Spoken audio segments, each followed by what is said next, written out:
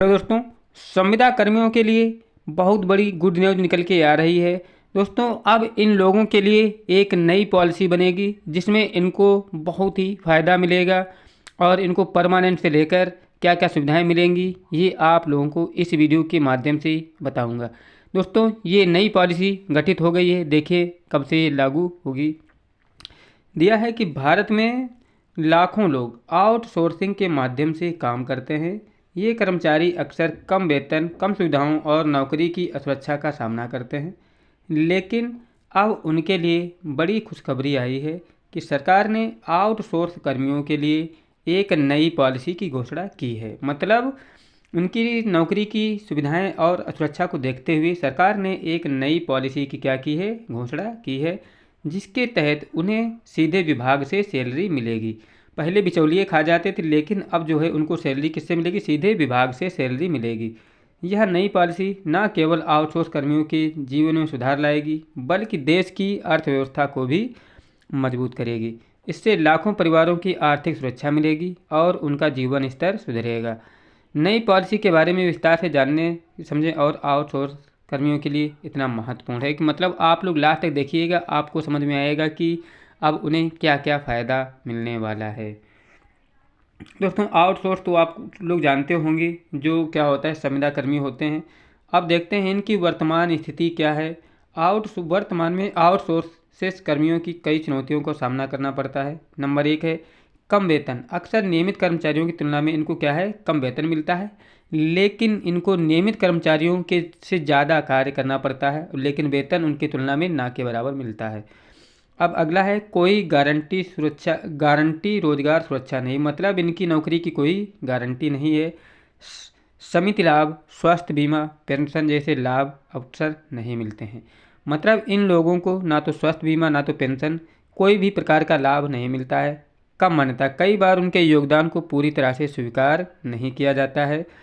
अगला है कि कार्य जीवन संतुलन। अक्सर लंबे और अनियमित कार्य घंटे होते हैं। मतलब इनका कार्य कभी फिक्स नहीं होता है कि उनकी ड्यूटी कितने समय है और कितने समय उनको करना है और कितने समय नहीं करना है। अब दोस्तों, जो नई पॉलिसी आई है इसमें इनके लिए प्रमुख प्रावधान बहुत से हैं कि न्यूनतम वेतन लागू हो जाएगा और क्या होगा, समय पर भुगतान हो जाएगा। जो संविदा कर्मी हैं दोस्तों, इनके वेतन भुगतान से संबंधित बहुत सी समस्याएं आती रहती हैं। देखते होंगे आप लोग, विभिन्न महीनों में धरना प्रदर्शन करते रहते हैं। दोस्तों, देखते हैं नई पॉलिसी के तहत आउटसोर्सिंग कर्मियों की न्यूनतम सैलरी 18,000 रुपये प्रति माह निर्धारित की गई। ये तो पहले ही बता चुका हूँ कि अब इनकी सैलरी जो है 18,000 से कम तो नहीं रहेगी, 20,000 के ऊपर भी नहीं जाएगी, निर्धारित की गई है। यह एक बड़ा कदम है क्योंकि अभी तक कई आउटसोर्सिंग कर्मचारियों को इससे कम वेतन मिलता था। साथ ही कंपनियों को यह सुनिश्चित करना होगा कि वे कर्मचारियों को समय पर सैलरी दें।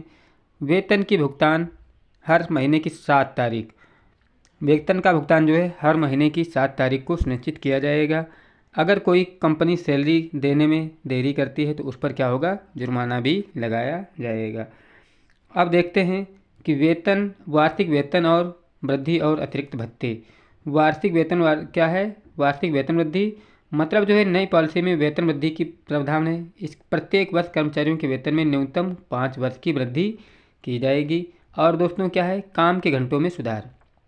दोस्तों, इस नई पॉलिसी के अनुसार आउटसोर्सिंग कर्मचारियों को एक सप्ताह में 48 घंटे से ज़्यादा काम नहीं कराया जा सकेगा। मतलब एक सप्ताह में 48 से ज़्यादा घंटे उनको काम नहीं करना पड़ेगा। मतलब अगर देखा जाए सप्ताह में 7 दिन होते हैं तो 7×7 = 49। मतलब प्रत्येक दिन 7 घंटे से ज़्यादा इनको काम नहीं करना पड़ेगा और सीधे विभाग से सैलरी मिलेगी। ये तो पहले ही बता चुके हैं कि इनको अब सीधे विभाग से सैलरी मिलने वाली है।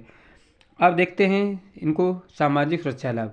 नई पॉलिसी आउटसोर्सिंग कर्मियों को विभिन्न सामाजिक सुरक्षा लाभ प्रदान करेगी, जैसे स्वास्थ्य बीमा। स्वास्थ्य बीमा में क्या होता है, प्रत्येक कर्मचारी को 5 लाख रुपए तक का स्वास्थ्य बीमा कवर मिलेगा। यह बीमा कवर परिवार के सदस्यों को भी कवर करेगा।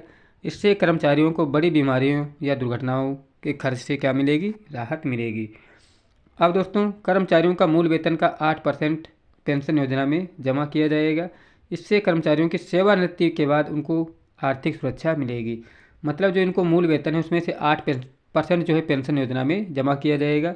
जब वो रिटायर होंगे तब उनको ये वापस मिल जाए। अब दोस्तों क्या है, मातृत्व लाभ। मातृत्व लाभ में क्या है, महिला कर्मचारियों को 26 सप्ताह का पेड मातृत्व अवकाश मिलेगा। मतलब गर्भवती महिलाओं को 26 सप्ताह का पेड मतलब सैलरी सहित उनको अवकाश मिलेगा। इस दौरान उन्हें पूरा वेतन मिलता रहेगा। यह महिलाओं कर्मचारियों और काम और परिवारों के बीच संतुलन बनाने में क्या करेगा, मदद करेगा। और दोस्तों क्या है, कौशल विकास और करियर प्रगति। नई पॉलिसी आउटसोर्सिंग कंपनियों के कौशल विकास और करियर प्रगति का भी ध्यान देती है। दोस्तों अगर ये जानकारी आपको अच्छी लगी तो वीडियो को ज़रूर लाइक करें। चैनल को अभी तक सब्सक्राइब नहीं किया है तो चैनल को भी सब्सक्राइब करें। जो भी नई जानकारी निकल के आएगी मैं आप लोगों को इस वीडियो के माध्यम से बताता रहूँगा, जिससे आपको सही और अथेंटिक जानकारी मिलती रहे। मिलते हैं एक नए वीडियो के साथ, तब तक के लिए जय हिंद जय भारत।